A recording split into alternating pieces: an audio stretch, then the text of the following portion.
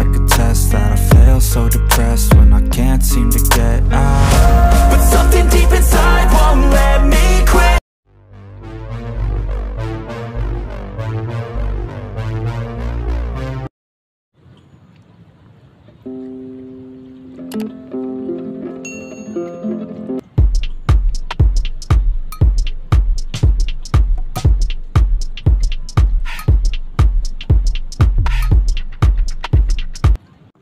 Assalamualaikum warahmatullahi wabarakatuh. Waalaikumsalam warahmatullahi wabarakatuh.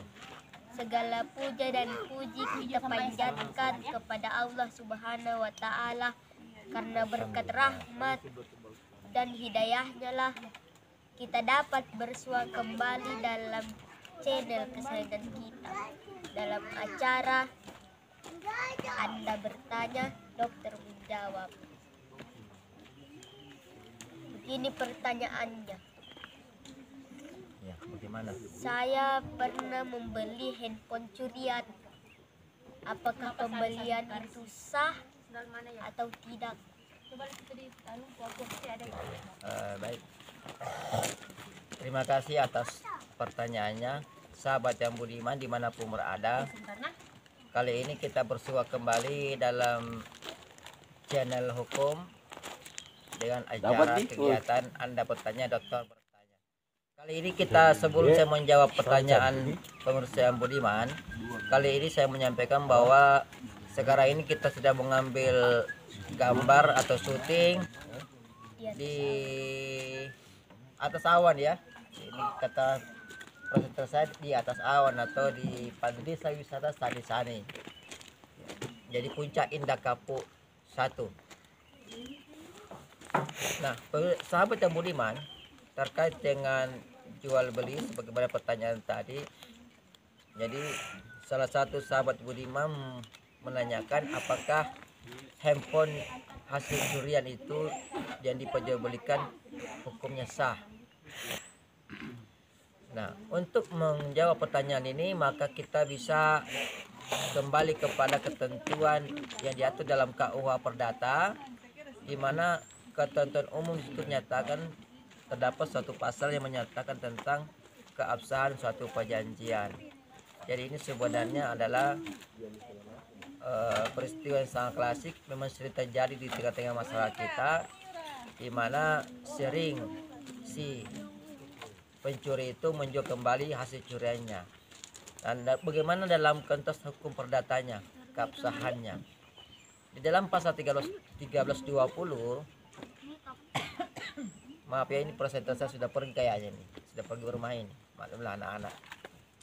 Dalam pasal 1320 KUH Perdata dijelaskan secara singkat dan jelas bahwa untuk mencapai keabsahan suatu perjanjian maka harus memenuhi 4 kriteria atau 4 syarat. Yang pertama adalah ada kata sepakat antara kedua belah pihak.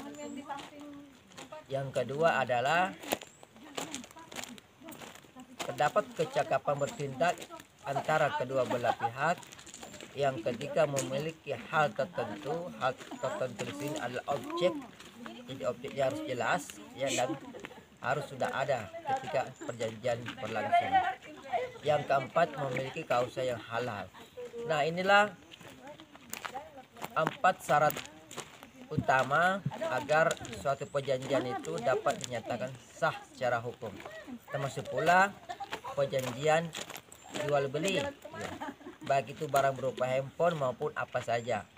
Nah, terkait pertanyaan dari sahabat budiman tadi, apakah handphone curang itu hukumnya sah atau tidak dalam perjanjian, maka kita bisa melihat bahwa handphone curian itu bertentangan dengan salah satu keabsahan perjanjian, yaitu kausa halal. Jadi kausa halal di sini artinya adalah tujuan dari perjanjian tersebut tidak bertentangan dengan undang-undang, ketertiban umum maupun kesusilaan. Di sini terkait dengan handphone curian atau barang curian, maka ini jelas sudah bertentangan dengan peraturan perundang-undangan. Sehingga untuk menyatakan bahwa perjanjian itu sah, maka kita harus nyatakan pula bahwa objek yang diperjanjikan itu sah pula. Karena di sini objeknya adalah hasil curian yang dilarang oleh hukum kita, maka secara otomatis maka perjanjian jual beli dari handphone curian tadi adalah tidak sah pula, sehingga tidak boleh dilakukan. Ya, perjanjian terjadi ya terhadap HP curian ini itu hukumnya tidak sah, sehingga ya, perjanjian ini dapat dibatalkan. Jadi berisiko bagi si pembeli ya. Dalam hukum pidana pun si pembeli andaikan dia bisa menduga bahwa handphone ini adalah securian, maka dia bisa masuk dalam ranah pidana yaitu penadah ya. Nah, segera demikian jawaban kami ya secara singkat. Nah, sebelum saya tutup acara ini, dihimbau kepada sahabat yang budiman dimanapun berada agar yang memiliki persoalan-persoalan hukum dapat memberikan komentar atau memberikan jawaban atau memberikan pertanyaan ya dalam kolom komentar dalam video ini. Sekali lagi saya menyampaikan bahwa lokasi syuting kita sekarang ini berada di daerah ya rekreasi ya Puncak Indah Kapuk 2. Jadi ini daerah camping ya yang terdekat yang terletak di Desa Wisata Sani-Sani. Nah, lebih dan kurangnya boleh maafkan, saya kembalikan kembali kepada saudara presenter atau MC. Silakan ditutup. Ya, itulah tadi jawaban dari Pak Dokter. Sekian dari kami berdua. Assalamualaikum warahmatullahi wabarakatuh. Waalaikumsalam warahmatullahi wabarakatuh.